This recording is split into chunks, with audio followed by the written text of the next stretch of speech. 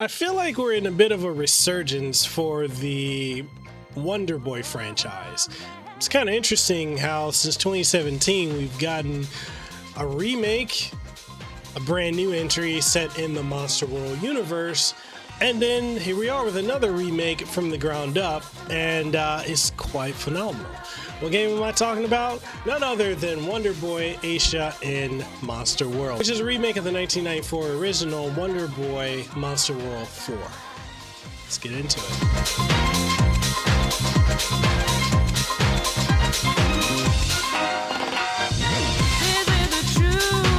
Before we kick this video off, I want to give a huge shout out to NN Games and PR Hound for providing a review copy of the game for me to be able to bring you guys this review.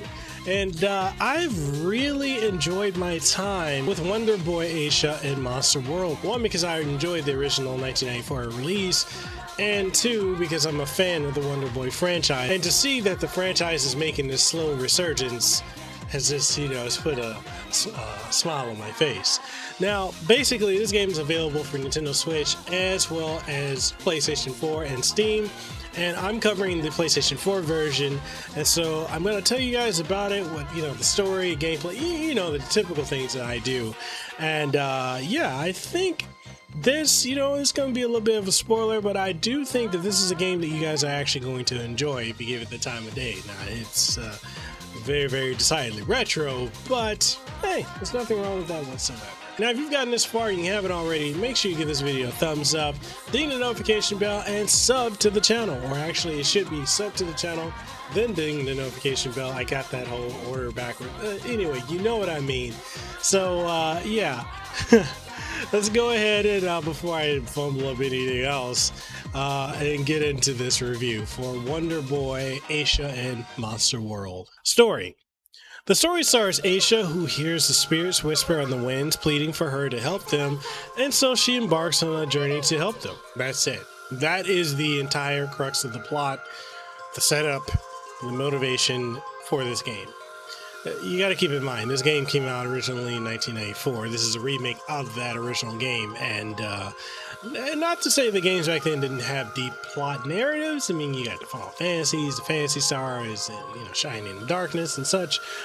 But this is your typical platform puzzle type of game back then, so not much in the way of plot. It works. It gets you going. So there's that, right? Gameplay. This game is deceptively deep. When you start the game, you may assume that there isn't much to the game due to only being able to initially jump, attack, and block. You can also run if you double tap left or right, which the game doesn't tell you. Speaking of what the game doesn't tell you, there are so many mechanics that you will have to figure out from either trial and error or utilizing the hint/tips section when you pause the game, as this is a very decidedly old school game in a new generation of paint. Albeit not on the extreme difficulty case of, say, Wonderboy and the Dragon's Trap, with its massive difficulty curve. This game is fairly simple, so don't stress about it. It's just if you're a modern gamer and you're not used to having to have a game not explain itself to you, you might have a bit of a difficult time with this. Just keep that in mind. The controls are fairly simple. You have a button for jump, attack, and block, although you can press down to block as well. You can call your companion the Pepe logo, which more on that in a minute, and utilize your magical hit powered up attack by pressing the left or right shoulder button. If you're using PlayStation 4 or PlayStation 5, then you're going to be hitting L2 or R2 to use this feature. Most enemies will go down in one or two swipes from your sword initially, and you can even do variations on how you attack with it by either attacking directly upwards by pressing up and attack, or straight downwards by pressing down and attack. You'll be able to block the majority of attacks without taking any damage, as the enemies at the beginning of the game are exceptionally easy to take on, yet become increasingly more difficult and numerous as you progress. If you jump at most enemies when they are not attacking, then Asha will end up rebounding off of them and performing a flip, giving you some distance to plan out your next set of attacks. The magical hit is one of the game's many features that set it apart from the rest of the Wonderboy franchise, as it allows you to power up your standard attack for a one-shot critical hit, which will, in most cases, kill majority of the common enemies and severely damage bosses that you encounter. The ability is charged up based on the type of weapon that you have equipped, as some will charge it up within 2 to 3 strikes, while others will take up to 6 normal strikes or more to fully charge. All you need to do is hold down one of the shoulder buttons and then press attack, and there you go. So one thing that this game most certainly is, it just happens to be a puzzle platformer through and through. You will be needing to platform a lot in this game to not only to continue progressing forward, but also to reach hidden areas to gain more health restoratives, money, and blue gems to increase your overall extended health meter. Mastering the run and jump will get you extremely far in this game, and another moveset that will help you will be the double jump ability as well as the gliding that you gain after the first dungeon. Remember that Pepe logo that I mentioned earlier?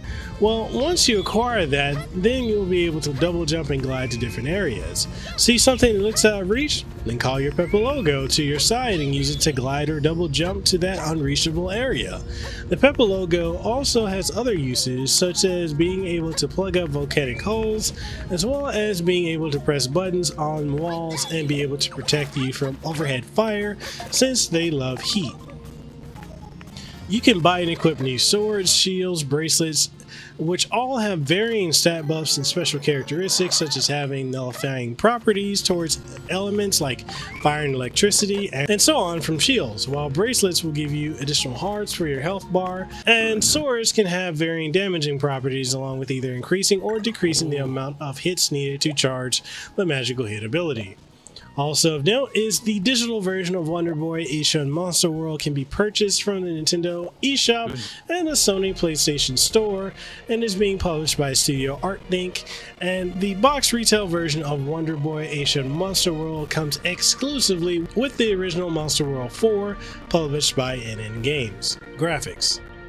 The game's graphics are a bit of a mixed bag, as in many aspects it looks phenomenal in its cel-shaded look, and yet at other points it looks incredibly basic, Dreamcast era type of graphics.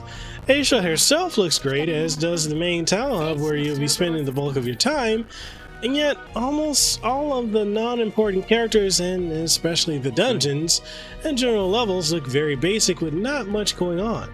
Characters are often repeated here and there with low levels of details in them, and many dungeons have basic graphical layouts and aren't that detailed, which, it's a shame, as so much could have been done with the extra characters and levels with the art style and graphical style that this game utilizes.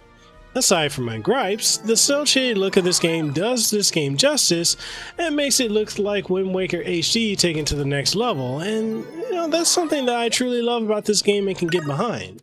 Enemies they're just being completely curt and honest, they look basic if not simplistic, and yet it's not a terrible thing, as they maintain their look from the original Wonder Boy Monster World 4.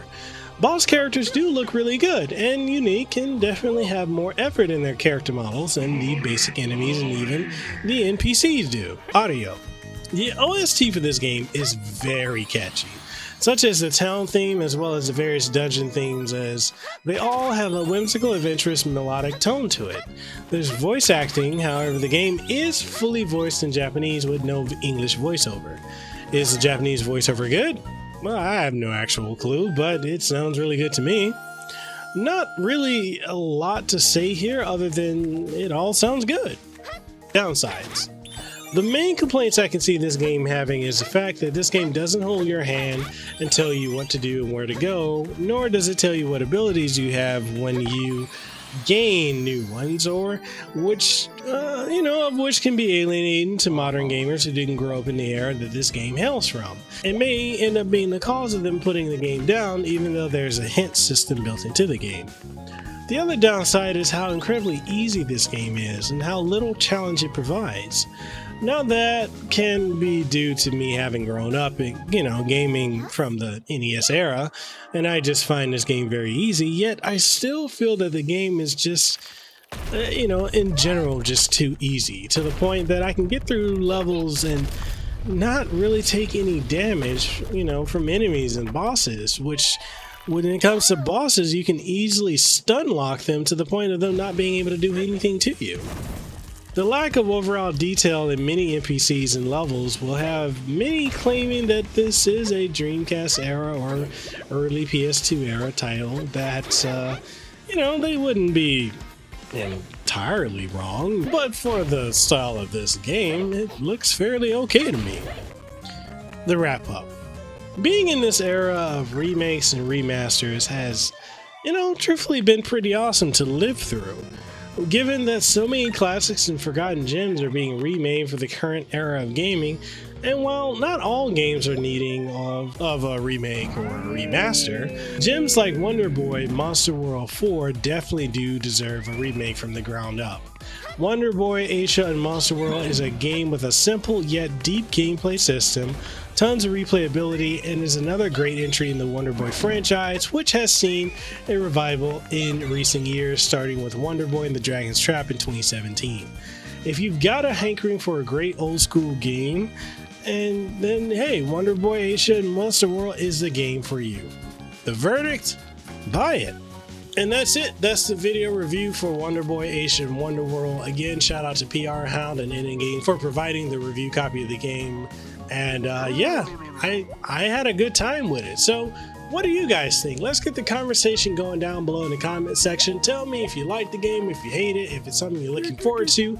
Are you an old school Sega and Wonder Boy fan and excited about this remake of one of the best entries in the Wonder Boy franchise? Or do you feel like it's a 1994 game that's just, is completely out of place in 2021? Whatever your thoughts are, let's get the conversation going. And if you want to take the conversation further, we do have Discord as well as Guilded. Links for both are down in the description below, as well as if you want to pick up a copy of this game, I will leave links for that as well. With that being said, I'm Mekel Kasanova, Hawaii content creator. I'm signing out. I hope you guys have a great one. And as always, deuces wild, too sweet, be the elite. Mahalo for watching the video. Aloha, and I'll see you on the next one. Peace. Mahalo for making it to the end of the video. I really appreciate your support by those of you who like the videos, who watch and who subscribe. And for those of you who are my Patreon supporters, thank you for your continued support because you help make this possible. If you enjoy my work and you'd like to support what we do have Patreon on patreon.com/Mekel Kasanova. We also have Coffee as well as Subscribestar. So there's various methods if you want to support the work that we do here. We also have channel membership, so make sure you check that out. That way you get up to date on all the latest and greatest content that comes here and first, and exclusive content as well. And if you enjoy the work that I do and you haven't already, make sure you subscribe to the channel. So with that being said, I'm Mekel Kasanova, Hawaii content creator. I hope to see you on the next one. If you haven't already, make sure you hit the subscribe button and ding the notification bell. And all that being said, I'll see you on the next one. Peace.